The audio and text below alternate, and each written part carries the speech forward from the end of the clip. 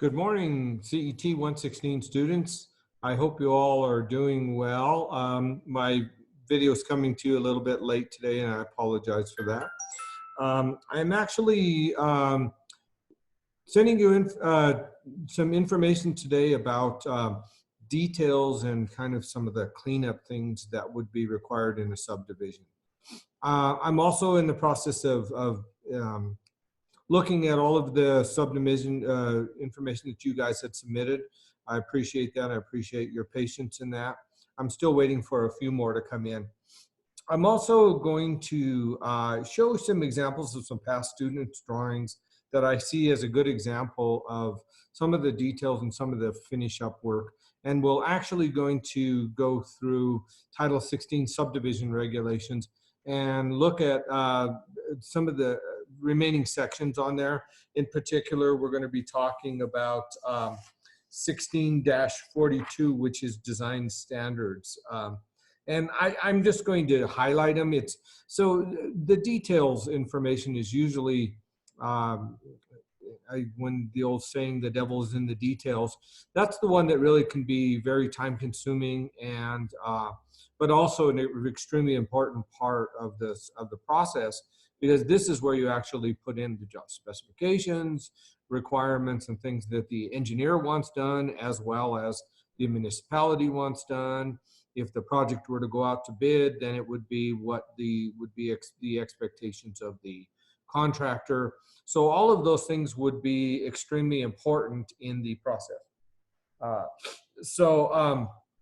I'm going to start out by sharing the screen with you.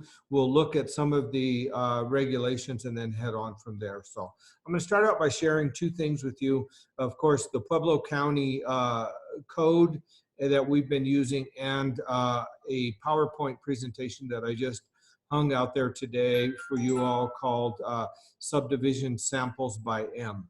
And I encourage you to look at both of those documents while you follow along with our slides. So I'm going to start out with the design standards. So instead of going to the index this time, I'm just go ahead and go directly to the design standards. And you can see right here that I've pulled up the design standards. And here's what I'm doing is I'm just going to show you a little bit of some of the examples. Now, design, when it talks about design standards, this is where you can say, this is the way we want to do them. Now, sometimes a design standard could just be referencing the municipal code or maybe some of the federal subdivision regulations. I've also took some clippets from Colorado Department of Transportation standards. So you could use those just referencing those numbers, or you can actually take some of those drawings and put them in. So these are some examples of how to do those things and how you go about some of the general standards. So these are things that the municipal agencies can enforce. They can require that you actually put those on. Now, I'm going to be talking to you guys about just showing you some of where these are, but also talking about how some of these relate to the subdivisions you guys just worked on. So anyway, here are some of the requirements as I come through. You can see there's requirements and such things as driveways. Notice that they're saying they can do, it must be in compliance with local or state division of highways. Sanitary sewage disposal, some of the requirements for sanitary sewage disposal.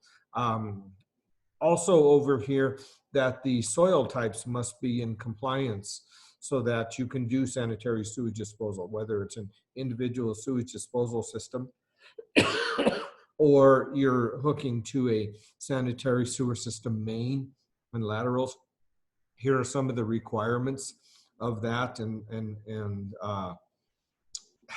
some of the how-tos in doing those. They get in more detail as you go farther into the documents, but it is required that you show how you're going to handle that particular situation. Again, this can be handled in notes or can be handled in drawings, but it is a requirement. And if there aren't sanitary sewage, well, you would have to state at least somewhere in the documents that there's some type of sewage disposal or what you're recommending the sewage disposal system does. Also, water supply information, how the water supply is going to be go to your lot and how it's going to be supplied. Storm drainage systems. We did a little bit of this. I had you guys at least set aside some space where you would be using your stormwater management in your drawings. It also talks in here about how you would have to do an analysis to see how big your storage facility would be. So for example, you would look at all your contributing water, stormwater areas, and then you would decide how big your detention pond would be for that time. I use the term detention pond because we would be detaining this water so that it's we can actually clean it and get it out before it's pushed out into the contributing into the water system that the stormwater management, stormwater will flow into. Directions on subdividing the parcel, which we've sort of already done some of those already. Also, there's some important notes about your public sites, your open spaces, what you have to do to be in compliance with those and how they would reflect. Also, there's some notes on here that in the event you choose not to do them, you can actually buy out of them by saying you will put in monetary value back into, the developer will give a monetary value back in lieu of some of these open sites or these park sites, and that monies would go to like local school districts or parks and recreation districts. All of those things are contained in here. Shows if you were to have in your development, if your development got so large that you would have to possibly have another school system that would accommodate the residents within that development, it would be the responsibility of the developer to define the school, the size of the school, and where the school would be located, and actually dedicate that particular area within the park, within your subdivision. All of these get really detailed as we get into a really large subdivision, so you can see the details that go along with that. And so I'm just scrolling through, picking some of the highlights, talking about how you're going to use the space, whether the lots are going to be, if they're going to be high density, low density, medium density, and how you're going to use the dwellings. You expect the dwellings, whether they're commercial. Also fire protection. How is the fire protection going to be handled? We also go on to talk about how you would handle the impact, how people would actually be able to tap onto your system. How would they get that exposure, and how would their costs be compensated for? Also, there's a section on your utilities and improvements, and we're not going to spend a whole lot of time because we don't have enough time to get into those. These are all important contributing parts of which the civil engineer would then put in on your drawing, or in your drawing specifications, or a combination of both. Also, the certifications on how you go about and actually do that, and here you will see are some of those remaining documents. I wanted to share with you guys a little bit more about the Pueblo County Code. Now I'd like to go ahead and pop on into, so I'm going to stop this share and start a new share where I'm going to pop into some of the samples and talk about the samples today. So I'm going to start out with this right here, and I'll go into the PowerPoint presentation here. Come over here and get my pointer options and head on in over here. Okay, so here we're going to talk about the requirements for a subdivision and some of the details that go along with it. I'm actually going to take you some of the drawings that would actually have been done in the preliminary plans, and then show you how some of the detail information is either on the preliminary plans, or you may have to add an additional detail sheet to do that. This one here is an example of one of the drawings that I've shown in multiple times. This was a former student of mine, and she actually does a lot of this work, and she has an extraordinary set of plans here of which he's taken that same parcel that you guys created and actually has done some mock presentation stuff with it here. But you can see over here off to the side, she shows her general notes. This is where you could put a lot of the language in there, and you don't necessarily have to show drawings that go with it. Also shows a legend on how you would use the plan set and go through.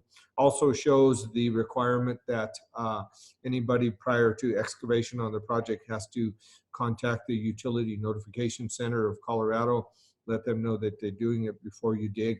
She's also put the color coding system. This is actually directly from their business card. And that's a good indicator that if you guys were going to do using your AutoCAD drawing and you wanted to set up your colors, you could set your colors up in accordance with the Utility Notification Center. That's also a really cool thing to do sometimes. Also over here off to the side, you'll notice that here are some of the actual certifications and the notes and signatures that would need to be done on the drawing. In her situation, she chose to put them on page 1 of the drawing. That's usually a pretty good place to put them because it shows your compliance issues and all that stuff in there right up front in the set of your drawings. Also a vicinity map that shows generally how just the main characteristics set in relationship to some of the other parcels. So let me, I want to escape out of that because I want to go on to the next slide. I think I can also zoom in here and show some of these here. I'm going to go back. The next slide I'm going to share with you guys is the also this. Now this is part of the preliminary plan, and actually what this one here takes the outer boundary of that parcel and defines it. Also lists the legal description, and actually this one here would have to be in compliance with Colorado revised statutes about how to define the outer boundaries of the parcel. This is where you put the overall acreage and show the area to be subdivided. Now, this is a point I wanted to call out to most of you. In your planning of your subdivision, I noticed that your lines weren't contiguous, meaning they don't touch at each other, and there were some parcels or some areas in there where you have, but I'm going to use the term no man's land, and that would be something that a municipality would frown on because you want to make sure that you utilize all the space within the development. And this particular situation, you can see that this is the overall boundary. And if you were to, let me go back a slide here. I want to zoom in here. And I'm going to zoom into right here, you can see that there's the total acreage, 79.86. So what's going to happen is the municipal government is going to say, what did you do with that 79.86 acres and did you use it all up? So I just wanted to call that to your attention. I also want to call this one to your attention. This one here is particularly important to me. This one here is the one that shows the roadways. So one of the things that you would want to do is talk about how are we going to define the roadways. In this particular development, I talked about specifying 2 different roadway types, an 80-foot wide roadway for your main roadway through that, a 60-foot wide roadway through your smaller areas in there. So in this particular development, she put a larger right here, and these requirements were a little bit different than yours. I had yours start on one street and come out on the other. In this situation, she took the entire main contributing street and came through all the way here. So this one here would be your 80-foot wide right-of-way. If you notice over here in the typical details, let me see if I can zoom in on that right there. In the typical details right here, on the 80-foot wide roadway, there was a center median on there with 2 drive lanes, and then curb and gutter on the sides, taking care of the overall 80-foot space. Now, if you notice over here, the actual, what I would call drive space is only 39 feet of that 80-foot total right-of-way area. That is what's between curb and gutter. That's where your actually vehicle traffic would set.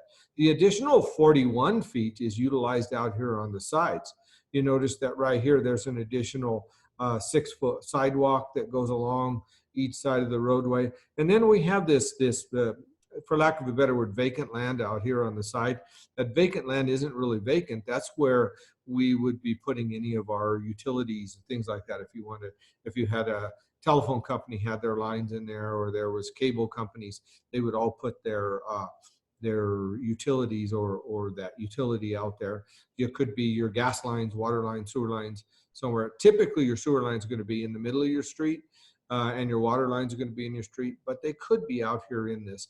And this 80-foot right-of-way is actually set up for that purpose. If you look down here on the 60-foot right-of-way, you'll notice that we actually have a 41-foot drive lane here, and this is one road without the center median in here. So also want to show out, so you notice right here, you can see the center median here. Now I'm going to come over here and show you her drawing. And if you see her drawing, it's a little hard to see here, but you can see that she has both of her drive lanes in there and her center median. So that would be something that would also be important, is designing this intersection here where your center median would then transition into your 60-foot right away and all that. This all must be designed prior to construction here in the drawings. In this particular situation, it's done graphically on the drawing, but there might be a detail that would explain this also. Also, if you notice the way she utilized her space right here, there is no leftover space. It's either absorbed in streets, it's absorbed in lots, or it's absorbed in, here's the detention pond.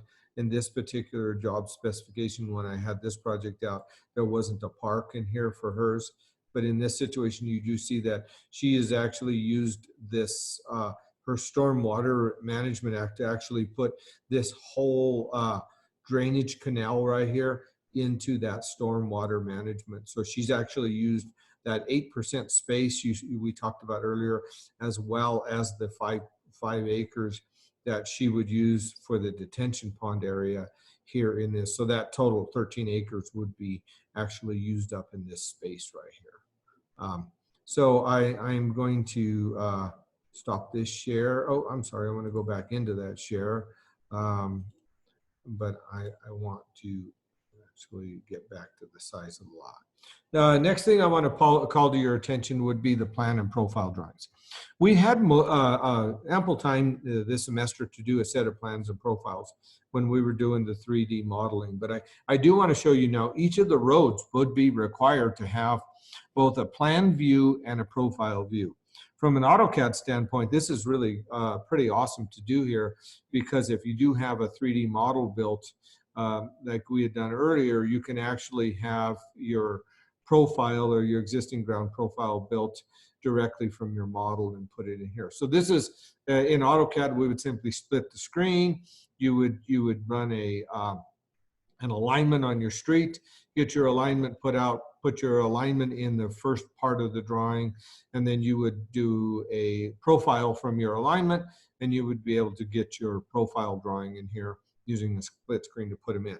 Also notice here is there's a direct correlation with the excuse me, the stationing right here. Here is station 10+00. Here is station 10+00 on the profile. This is also where you would be designing the final roadway. In this particular situation, we don't have the final design roadway on here. We only have the existing roadway. But this is where you would have your final, your existing ground contours and your final ground contours. If the roadway were to be higher, you'd see the finished grade line being above that. If the roadway were to be lower, like for example, a cut section, you would see that also reflected here, or you were doing some sort of cut fill balance, you would all see that in this particular drawing. This again, so this I've used this term multiple times in class. This is our plans view, or plan view, or our bird's eye view, as I mentioned. And then down here's our profile view, and this is what I call the worms view, or the ground view, where we're actually seeing elevation differential. Here you don't see elevation differential except for the contours demonstrating it, but for the most part, no elevation differential, only 2 dimensions. Here you see the elevation differential along with the linear, just the linear along the center line of this roadway. Going on to the next slide, another one here, just a piece that I do want to show you. She actually used what's called the match line here, so you can see matching up the lines here and showing how this station, which would be station like 2250 here, how 2250 now, and that's the alignment information or the detail or information of that particular profile here, elevation information here on the side, again, plan view, profile view. Another important piece right here is in her situation here, she sort of dead-ended at our right-of-way and say, okay, now from here, this really, how do you tie into this existing street here? This would be, I would imagine, something that a municipal government would be very meticulous about. How do you tie into the existing roadway? Again, that might not be a part of these plans. This may have had to been done prior to the construction of the process, because the municipal government may be asking that this is done prior to construction. Now I'm going to go into this. So now these last couple of slides I took from the Colorado Department of Transportation standard drawings today. I actually went out to the CDOT's website and pulled out some of their standard drawings. They actually do have some really great drawing details out there, and they're able to be picked off and put into your drawings here. These are put out by the Colorado Department of Transportation. So if you were wanting to have like CDOT standards, this particular one you're seeing right here is a precast concrete box culvert. So if you were specifying a concrete box culvert, let's say, for example, where your ditch, where that ditchway went underneath the existing roadway, you may want to have a concrete culvert in there to cover that and put it in here. You could just use this and say that that concrete box culvert must be built to this standard. You would maybe want to specify that. This may also be something you want to put in your drawings, because if that is an irrigation ditch, for example, there may be a time during the year when that ditch is empty, and you may put in your job specifications that this structure can only be built during the off time of the ditch. Or you may put in your job specifications that this must be done and the water diverted through some alternative method during the construction of this, and then the water be moved back into this structure. All of those things should be covered and would have to be required in your construction documents. Here's another standard set of plans from CDOT. This is called the reinforced concrete pipe, and it's just a good example. This is more of what I would like to use the term generic standard, where you would say anytime you're using reinforced concrete pipe, this is what it must look like.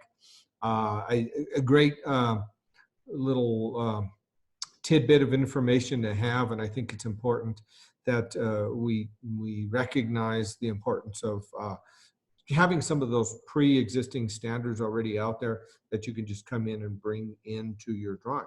But you have to be careful. If you do specify these, then you're telling whoever the builder is that they're going to build in compliance with these.